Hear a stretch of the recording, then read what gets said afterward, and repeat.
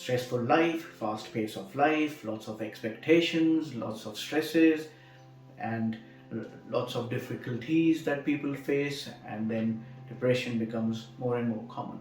Hi all, welcome to my channel, and this is Raman Sakhuja, consultant psychiatrist and an honorary professor of psychiatry in the University of South Wales, which is in Wales in UK. Today's topic is on depression.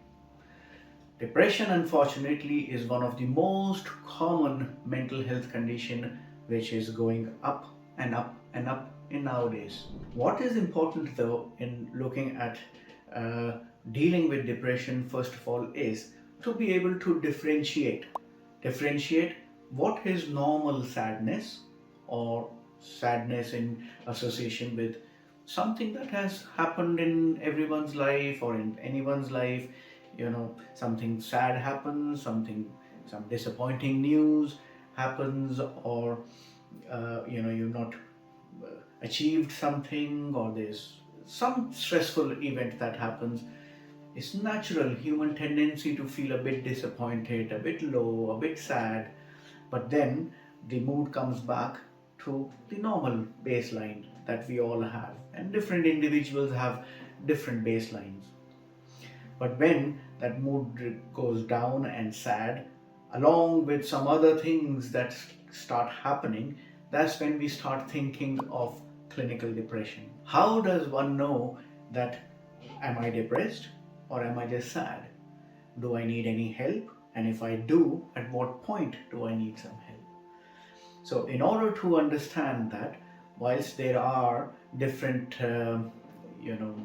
online links for depression self-tests that you could do, and then that may guide you, but for the purposes of this video, let me explain some very easy sort of things to look out for when you would start thinking that am I depressed and do I need any help.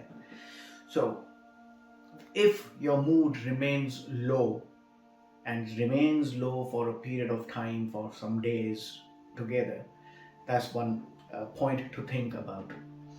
If you then start thinking of or experiencing a lack of interest or pleasure in the normal activities that you do, you play golf, you engage with your friends or family, or any other hobbies or interests that you have, if you start noticing that you're beginning to lose interest in that, or if you do engage in any of those activities, that you don't sort of get the same amount of pleasure that you used to get, that's another pointer. Then if you start blaming yourself for past things, or you feel as if you are a burden on the family, or you've let yourself down or let your friends or families down, that is another thing to be mindful of.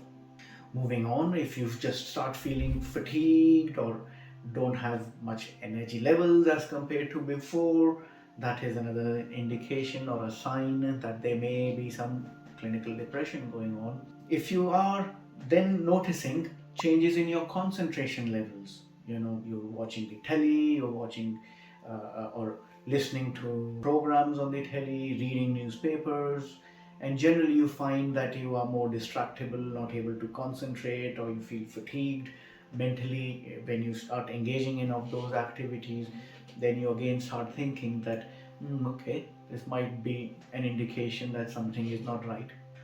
Moving on, your appetite might change. Sometimes it may go up, or sometimes it may be, some people may feel they have a lack of appetite, they're not hungry, they don't feel like engaging with any sort of food.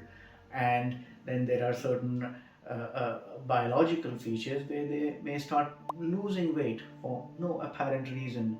So that is also one of the signs that we need to look out for. Routinely, when we are engaging in our day-to-day activities, we are thinking, and everyone has a specific speed of thinking and engaging with life, with social aspects, with work, and normal day-to-day life. If you start noticing that your thinking has become much more slower, you're not able to grasp information as fast as you used to. On the contrary, if you feel that there's a lot of activity in your head and you become much more irritable, agitated, feeling restless, those are again some signs that there may be some depression going on.